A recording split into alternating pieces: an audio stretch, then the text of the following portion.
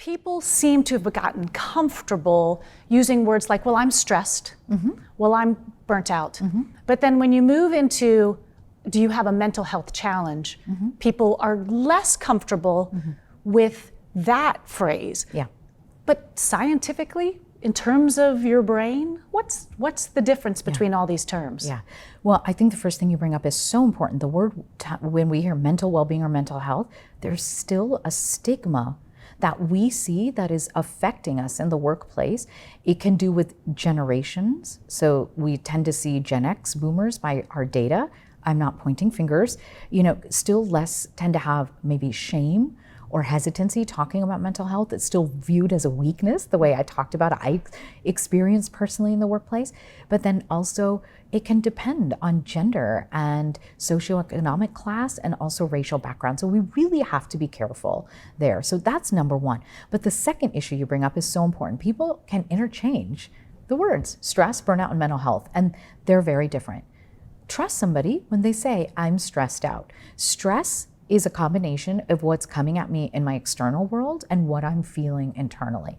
It can be emotional or mental stress or physical stress, right? You have a knee injury and that's physical stress and it can affect our mood. However, what's really important to know is burnout is now an actual diagnosis and term from the World Health Organization that specifically addresses that somebody is feeling overwhelmed and having negative emotions due to their jobs, Megan. And the symptoms of burnout are typically this feeling of overwhelm, and things in your job that used to give you pleasure are no longer giving you pleasure. You may find that employees or yourself are becoming more cynical about things, and that you no longer are celebrating something that is an accomplishment in your job. Those are the symptoms of burnout. Now, are those mental health issues? Yes. But as a doctor, I want to make clear, a mental health issue is a diagnosis that is given by a healthcare professional. It can range anything from anxiety to depression to bipolar and a whole host of other symptoms. And that's what we're talking about when we talk about the mental health crisis, that 80% of people are having a symptom of either burnout, depression, anxiety, and it's built up from ongoing stress. So stress is at the root, and it's growing and expanding and creating a mental health crisis. What should a leader look for? Megan, I wish it was as simple. Even the doctor will tell you it's not as simple as saying, how are you feeling? And someone coming straight out and saying, I have an anxiety disorder and it's a 7 on a scale of 1 to 10 today. It's never that simple. We look at two extremes. One I call the pain in the neck employee. They've probably already been reported to seniors. They're going through the HR process of evaluation, coaching, or maybe even being let out the door. And you're like, oh, they're not a culture fit.